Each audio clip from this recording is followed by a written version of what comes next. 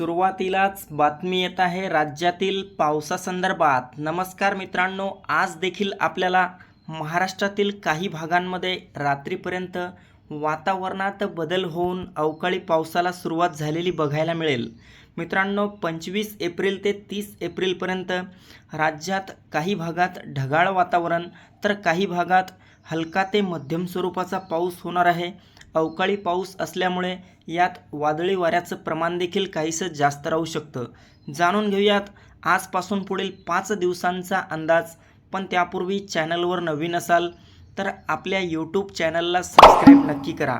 तर मित्रांनो, आपण या ठिकाणी पाहू शकता 25 ते 30 एप्रिल दरम्यान आपल्याला मराठवाड्यातील छत्रपती संभाजीनगर, जालना, हिंगोली, परभणी, नांदेड, बीड, लातूर, धाराशिव त्यासोबतच मराठवाड्याच्या इतरही आसपासच्या भागांमध्ये आपल्याला ढगाळ वातावरणासह काही भागात हलका ते मध्यम स्वरूपाचा पाऊस झालेला पाहायला मिळेल।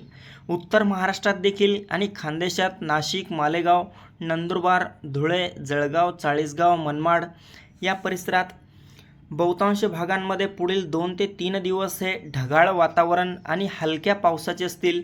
मित्रांनो, हा पाऊस भाग बदलत होईल, सर्वच ठिकाणी असणार नाही, त्यामुळे शेतकरी बांधवांनी काळजी घ्यावी। आणि दुसरी एक गोष्ट म्हणजे आपण जिल्ह्याचा उल्लेख केला म्हणजेच या भागांमधील गावांचा आणि तालुक्यांचा देखील यात समावेश करण्यात आलेला आहे। इकडे मध्य महाराष्ट्र, पश्चिम महाराष्ट्रात पाहिले असता आज उद्या आपल्याला पुणे, सातारा, सांगली, कोल्हापूर, सोलापूर, अहिल्यानगरच्या बहुतांश भागांमध्ये सायंकाळी आणि रात्री दरम्यान वातावरणात थोडासा बिघाड झालेला पाहायला मिळेल। काही भागात वारा सुटेल, ढगाळ वातावरणासह हलका पाऊस देखील होईल। कोकणात मोठ्या पावसाची शक्यता असणार नाही, मात्र तरी देखील मुंबई, ठाणे, पालघर, रत्नागिरी, रायगड, सिंधुदुर्ग, राजापूर, सावंतवाडी, कल्याण, डोंबिवली, वसई विरार आणि तसेच कोकण पट्ट्याच्या इतरही आसपासच्या भागांमध्ये आपल्याला ढगाळ वातावरण आणि तुरळक ठिकाणी हलक्या सरी पुढील 48 तासात झालेल्या पाहायला मिळतील। विदर्भात मात्र काही भागात मध्यम ते जोरदार पाऊस होण्याची शक्यता आहे।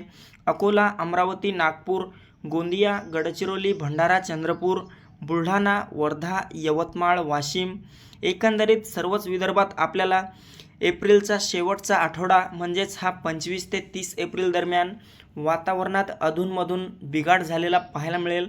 या दरम्यान काही भागात पाऊस देखील होईल। तर मित्रांनो, ही होती हवामानाची छोटीशी अपडेट।